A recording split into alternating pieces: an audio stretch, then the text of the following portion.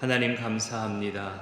우리 인생을 살아가면서 어렵고 힘들 때 많지만 주님 의지하고 말씀과 언약을 확신하며 우리 믿음을 지킬 수 있게 하시고 이 믿음 생활에서 떠나가지 않도록 붙들어 주심에 감사합니다.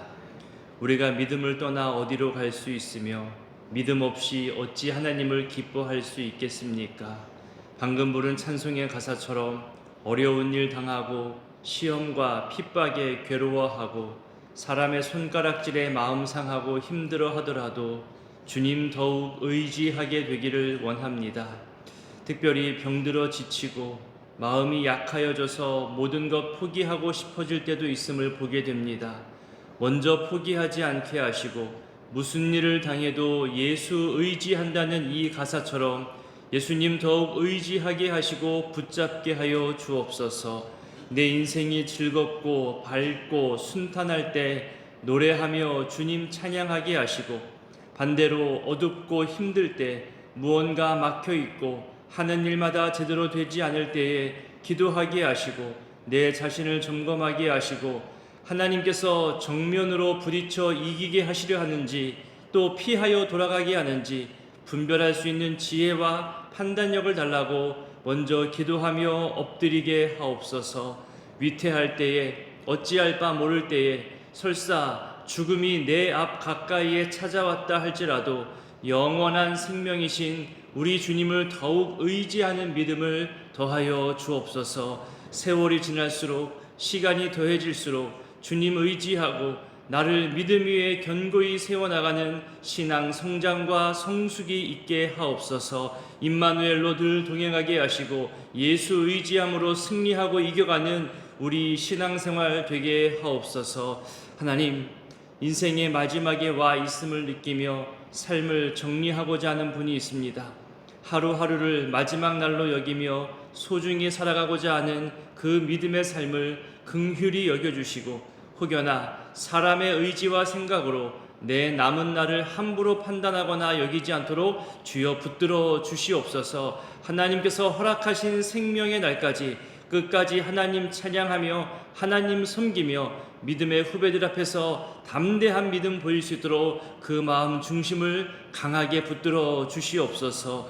오늘도 주의 성전에 찾아온 하나님 의지하는 자들을 붙들어 주시고 이 시간 오고 싶어도 올 수 없는 사람들, 저 멀리 떨어져서 온라인으로 교회의 소식과 기도와 말씀을 찾아 듣는 우리 성도님들의 삶을 헤아려 주옵소서.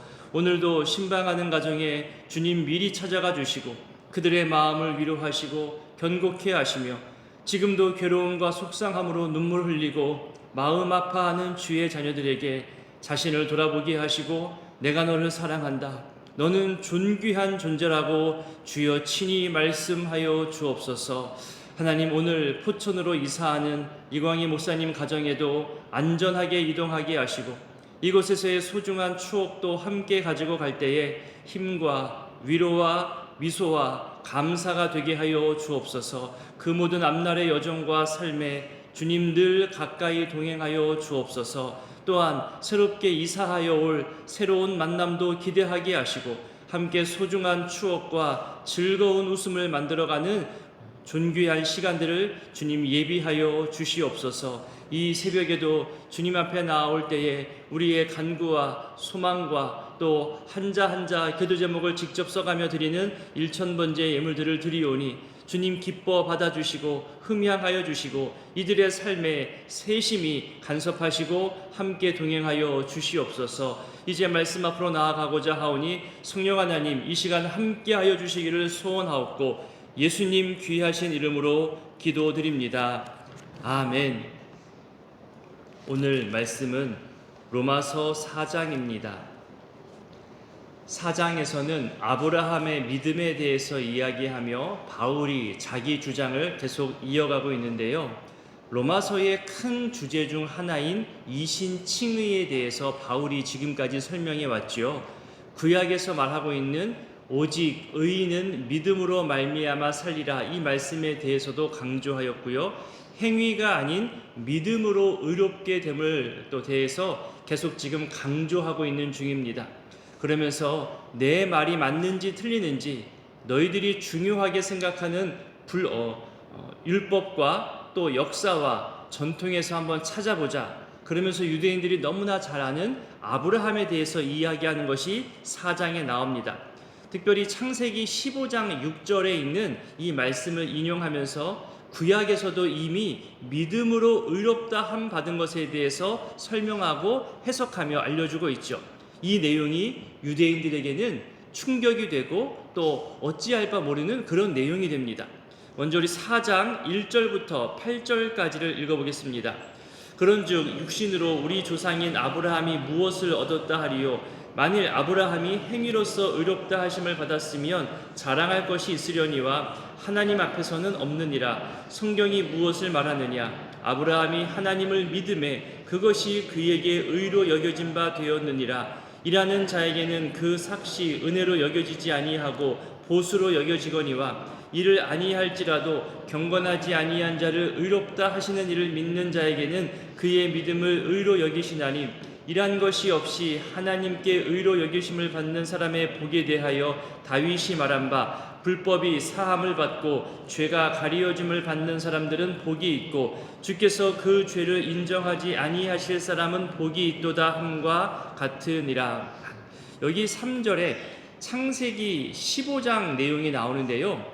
무슨 내용이냐면은 아브라함이 부름을 받고 가나안에 왔죠. 후계자, 상속자에 대한 약속이 이미 있었습니다. 하지만 약속만 있고 아직 자식이 없어요. 그래서 다메섹 엘리에셀이라는 종을 자기 상속자로 생각하면서 하나님께 말하잖아요. 그랬더니 하나님께서 아니다, 그 사람 아니다, 너의 몸에서 난 자, 너의 씨여야 한다고 말하지요. 봐라, 하늘의 별처럼 너를 많이 번성하게 해주겠다 약속하지요. 아브라함은 나이가 들었지만 하나님의 그 약속의 말씀을 믿습니다. 자, 여기서 아브라함이 의롭다함을 언제 받았냐, 그 때를 말하거든요. 선한 일을 많이 해서 율법을 잘 지켜서 그런 조건과 그런 때가 아닙니다. 하나님의 약속의 말씀, 은혜의 말씀을 믿었을 때 그 믿음으로 아브라함이 의롭다 여김을 받은 거죠. 여기 3절이 창세기 15장 6절을 그대로 가져와서 말하고 있는 거예요. 아브라함이 하나님을 믿음에 그것이 그에게 의로 여겨진 바 되었다. 자, 아브라함 시대에 이신칭의가 벌써 있었다는 것을 유대인에게 말하는 겁니다. 시대적으로는 모세 이전의 사람이죠. 그러니까 모세 이전이라는 것은 율법 이전이라는 거예요. 율법으로 의롭다 함을 받는 것이 아니라는 거죠.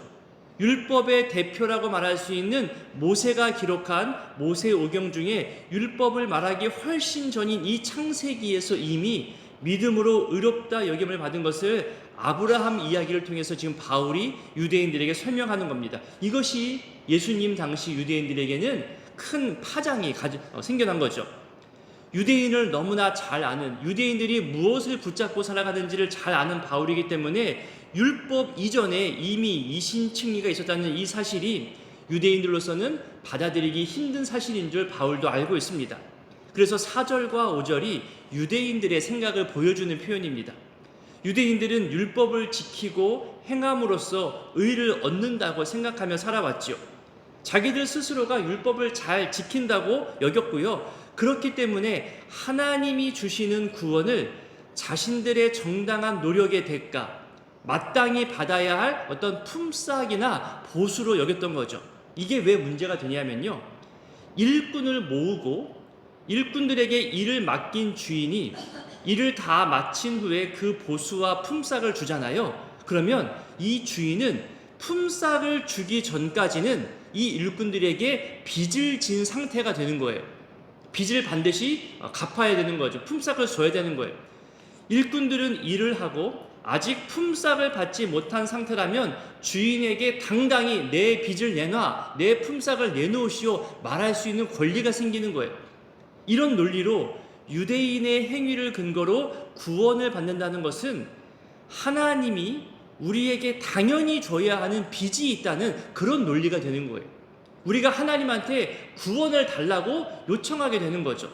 하지만 아니잖아요. 오히려 우리 사람이 하나님 사랑에 빚을 진 존재라는 거죠. 여기 표현처럼 보수나 품삯으로 우리를 대신한다면요, 우리는 죽을 수밖에 없는 죄인입니다. 그러니 이 일꾼과 품삯, 보수와 관련된 이 설명은 결국 하나님 은혜로 이신칭의가 이루어졌다는 것을 강조하기 위한 설명입니다.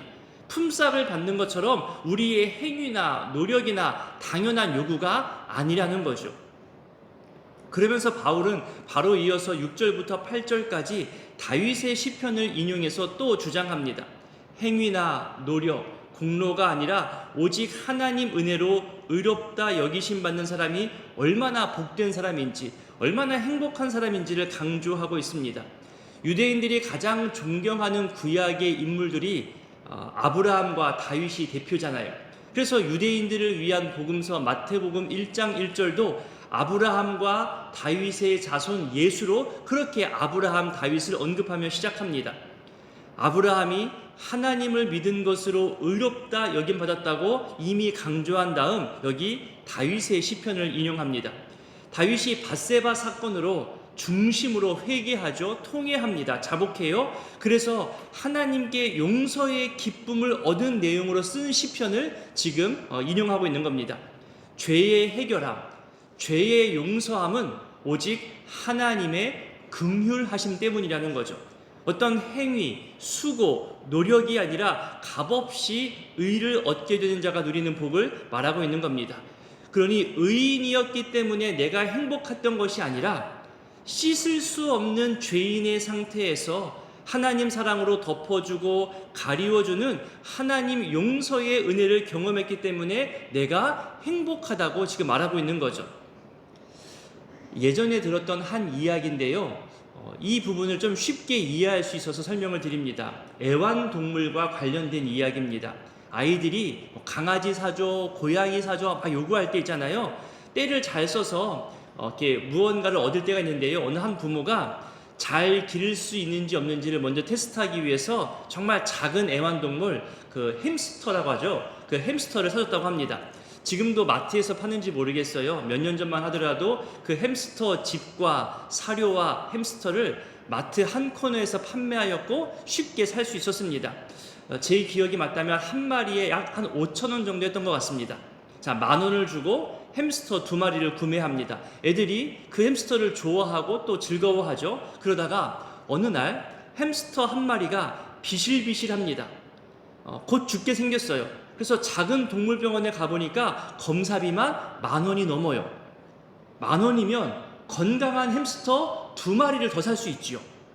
그래도 이 햄스터를 위해서 지불합니다. 그랬다가 사람으로 치면 악성 종양 같은 게 발견되어져서 더 정밀하게 검사하고 치료도 해야 한다는 거예요. 그 비용이 30,000원을 넘어가고 50,000원을 막 넘어가는 거죠. 합이 100,000원을 넘어갑니다. 자, 이제는 이 햄스터 한 마리의 값이 5,000원이 아니라 10마리, 20마리 이상의 값어치가 되는 거죠. 처음부터 이 햄스터의 가치가 이만큼 큰 것이 아니었잖아요.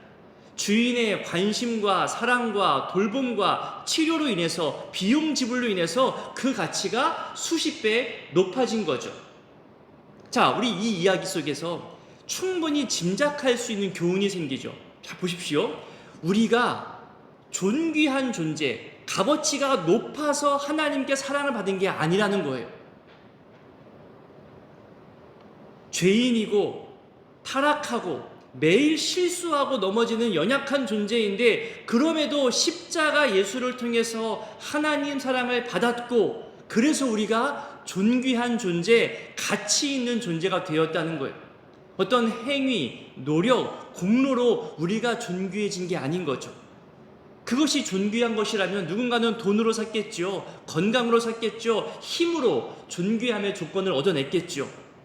율법의 행위가 아니라 예수 그리스도를 믿는 믿음으로, 그 믿음이 나를 구원하였고 그 십자가 예수를 믿는 믿음으로 인해 내가 용서받은 존재가 되어서 예수님 때문에 내가 존귀한 존재가 된 겁니다. 예수님이 나를 위해서 십자가에서 핏값으로 이미 지불해 주셨기 때문에 내가 예수님의 보배로운 그 가치로 변환되었다는 거죠. 그러니 여러분, 교회에서 내가 어떤 존재인데, 내가 누군데, 내가 몇 년 동안 신앙생활 했는데 그렇게 말할 이유가 하나도 없습니다. 우리는 예수 십자가 은혜가 아니면 다 값어치가 없는 존재들입니다. 죽을 수밖에 없는 죄인들인 거죠. 존귀한 존재가 될 수 없었던 겁니다. 오직 믿음으로, 오직 하나님 사랑과 은혜로, 오직 십자가 보혈로 우리가 의롭게 여김을 받아 존귀한 존재가 된 겁니다. 이제 9절부터는 할례와도 관련이 없다는 것을 말합니다. 9절부터 우리 13절까지를 읽어보겠습니다. 그런즉 이 복이 할례자에게냐 혹은 무할례자에게도냐 무릇 우리가 말하기를 아브라함에게는 그 믿음이 의로 여겨졌다 하노라. 그런즉 그것이 어떻게 여겨졌느냐 할례시냐 무할례시냐 할례시가 아니요 무할례시니라. 그가 할례의 표를 받은 것은 무할례시의 믿음으로 된 의를 인친 것이니 이는 무할례자로서 믿는 모든 자의 조상이 되어 그들도 의로 여기심을 얻게 하려 하심이라. 또한 할례자의 조상이 되었나니 곧 할례 받을 자에게뿐 아니라 우리 조상 아브라함이 무할례시에 가졌던 믿음의 자취를 따르는 자들에게도 그러하니라. 아브라함이나 그 후손에게 세상의 상속자가 되리라고 하신 언약은 율법으로 말미암은 것이 아니요 오직 믿음의 의로 말미암은 것이니라. 아멘. 앞서 모세의 율법 시대 이전에 아브라함 시대에 이미 이신칭의가 있었다는 것을 말했잖아요. 같은 강조로 이 이신칭의는 할례와도 무관하다. 오히려 할례 전에 이신칭의가 있었다는 것을 말합니다. 자기들이 지금 고집스럽게 지켜오고 말해왔던 율법에 의한 구원, 행위에 의한 구원, 그 행위의 대표는 할례.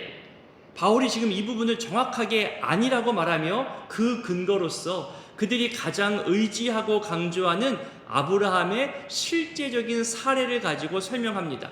그러니 유대인들에게는 이 설명이 충격으로 밖에 다가올 수밖에 없는 거죠. 믿음의 조상 아브라함의 후손이라면 당연히 구원받는 것이 유대인의 생각이었어요. 그 구원의 표가 할례라고 여겼죠. 그래서 이방인들이 구원을 얻기 위해서 반드시 할례를 행해야 한다고 그들이 주장할 수 있었던 겁니다. 그런 유대인들을 향해 아브라함이 의롭다고 여김받은 시기가 할례 후가 아니라 할례 전이라고 이야기하는 거죠. 그들의 생각, 그들의 고집, 유대인들의 전통, 이 모든 것이 잘못되었다고 분명한 근거를 대고 있는데 유대인들은 바울의 주장이 맞다는 것을 알면서도 충격받았지만 못 받아들이고 있는 겁니다. 아까 창세기 15장을 인용했잖아요. 아브라함의 할례는 17장에 그 후에 또 나오는 거예요. 믿음으로 의롭다 여김을 받고 나서 약 14년 정도가 지난 다음에 아브라함이 할례를 시행했거든요. 할례는 하나님과의 관계를 나타내 보여주는 하나의 상징이고 표식인 것이지 할례 자체가 구원받는 필수 행위가 되는 것은 아닙니다. 이것은 유대인들의 과장된 해석이고 잘못된 적용이었던 거죠. 이것은 우리가 몇 주 전에 살펴봤던 사도행전에서도 발견할 수 있었잖아요. 이방인 선교에 이 할례가 큰 걸림돌이 되었고 그것 때문에 예루살렘 공회가 또 열려졌습니다. 오늘을 살아가는 우리도요, 유교, 불교, 천주교, 그리고 같은 개신교 안에서도 여러 교단 성격들, 이런 것이 다양하게 섞이고 경험되다 보니까 사람의 경험이 곧 올바름으로 나타나는 그런 오류를 보일 때가 있습니다. 이것이 전통이야, 이것이 우리 기독교야, 이것이 우리 신앙이야 말하지만 여러분 기껏해야 한 사람 인생 정도의 경험일 뿐입니다. 그것을 가지고 기독교 전통이라고 말하기에는 너무나 짧은 시간인 거죠. 그리고 가만히 보면 여러분, 이제 한 3년, 이제 한 5년, 길어야 10년 그 정도 해왔던 것을 가지고 이게 우리 교회고 우리 교회 역사 전통이야, 그렇게 강조하는 교회들도 많습니다. 그것 때문에 다른 것을 시도할 수도 없고요, 더 올바른 것에 대해서도 배척하고 우리와 안 맞는다 말합니다. 결국 5년, 10년짜리 가지고 100년 아니 2000년 기독교 역사를 함부로 평가하는 것이 우리들의 그동안의 오류였던 거죠. 아까 말씀드린 존귀함을 다시 말씀드립니다. 주의 십자가 사랑으로 우리가 존귀함 받은 것이지 우리의 수고, 우리가 자랑하는 역사와 전통으로 우리가 존귀함 받은 것 아닙니다. 그러니 신앙생활하면서 우리가 내세울 수 있는 게 없는 거예요. 고집할 것도 없습니다. 이 행사 꼭 해야 한다? 안 하면 어때요? 안 해도 아무런 상관이 없는 게 많습니다. 반대로 이거 해봐야 되는데 안 해본 것이니 두렵죠. 안 해본 것이니 이거 잘못된 거 아니냐? 그러죠. 근데 막상 해보면 우리가 이미 두려워했던 거에 비하면 아무것도 아닌 것임을 또 확인하게 됩니다. 여러분, 새벽기도 안 나오면 신앙생활 똑바로 하는 거 아니야, 그렇게 강조했던 사람도 있었잖아요.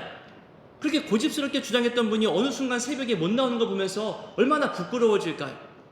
그런 여러분 얼굴 보면 잘 나왔다, 잘 왔어, 같이 기도하자, 함께 주님이 주실 은혜를 기대하자, 그렇게 격려하며 환영하면 되는 것이고, 안 보이면 무슨 사정이 있나 보다, 한번 전화해 봐야지, 내일도 안 나오면 찾아가 봐야지, 그렇게 사정 들어보고 함께 위로하고 격려하면 되는 겁니다. 우리 고집과 판단으로 새벽기도가 무슨 신앙의 척도인 것처럼 정죄하고 비판할 이유가 없습니다. 사람의 경험이 기준이 되는 순간 모든 신앙에서 부자유스러워지는 겁니다. 오히려 그것으로 시험에 빠지고 다른 사람들에게 상처를 줄 수 있다는 거죠. 그러니 우리가 바라고 기도할 것은 믿음의 강건함입니다. 올해의 목회 표어처럼 거룩한 믿음 위에 자신을 올바르게 견고하게 세워나가는 것이 그래서 중요한 겁니다. 여러분 볼까요? 아브라함이 하나님의 약속을 믿었어요. 그 믿음으로 의롭다함을 받았잖아요. 시간이 흘러요. 약속은 아직 이루어지지 않았어요. 포기할 법하죠. 떠날 수 있어요. 자식은 무슨 자식이야, 이 나이에. 포기할 수 있지요. 그 믿음 약해질 수 있어요. 믿음 저버릴 수도 있어요. 그런데 아니라고 합니다. 성경 볼까요? 18절입니다. 우리 18절부터 22절까지를 정말 주의 깊게 한자 한자 잘 읽었으면 좋겠습니다. 18절부터 22절입니다. 아브라함이 바랄 수 없는 중에 바라고 믿었으니 이는 너의 후손이 이 같으리라 하신 말씀대로 많은 민족의 조상이 되게 하려 하심이라. 그가 백사나 되어 자기 몸이 죽은 것 같고 사라의 태가 죽은 것 같음을 알고도 믿음이 약하여지지 아니하고 믿음이 없어 하나님의 약속을 의심하지 않고 믿음으로 견고하여져서 하나님께 영광을 돌리며 약속하신 그것을 또한 능히 이루실 줄을 확신하였으니 그러므로 그것이 그에게 의로 여겨졌느니라. 아멘. 여러분, 믿음이 약해지지 않았대요. 약속을 의심하지도 않았대요. 오히려 견고하여졌대요. 믿음의 확신, 약속의 신뢰함을 가지고 하나님을 기대하는 인생으로 살아갔던 이 모습, 23절 24절에 보면 아브라함만 그런 것이 아니라 우리에게도 이런 믿음을 허락하시겠다고 하죠. 이것이 우리에게 기대되는 또 신앙이 됩니다. 이것이, 이 믿음이 하나님 앞에서 의로 여김받은 믿음이라는 거죠. 혹여 우리가 신앙의 회의에 빠져 있거나 믿음과 약속이 약하여져서 흔들려져 있는 상황이 있을까요? 자기가 억지로 고집하고 주장한 것 때문에 창피해하고 있거나 어떤 행위나 전통으로만, 고집으로만 그렇게 신앙을 강요하고 비판하고 있는 것들이 발견되어졌다면 여러분, 이 아브라함의 믿음을 생각했으면 좋겠습니다. 하나님께서 의로 여기시고 우리에게도 요구하시는 이 믿음, 율법이나 경험이나 전통 이전에 이미 우리에게 믿음을 보여주시고 믿음으로 의롭다 여기신 이 믿음을 우리 모두가 다 회복되어졌으면 좋겠습니다. 사람의 판단이나 사람의 경험으로 인한 어떤 그런 칭찬이 아니라 오롯이 하나님 앞에서 거룩한 믿음 위에 자신을 세워나갈 수 있는 올 한 해의 믿음의 행진되기를 오늘 이 말씀 기억하면서 이 시간 기도할 수 있기를 원합니다. 주기도문으로 기도하겠습니다.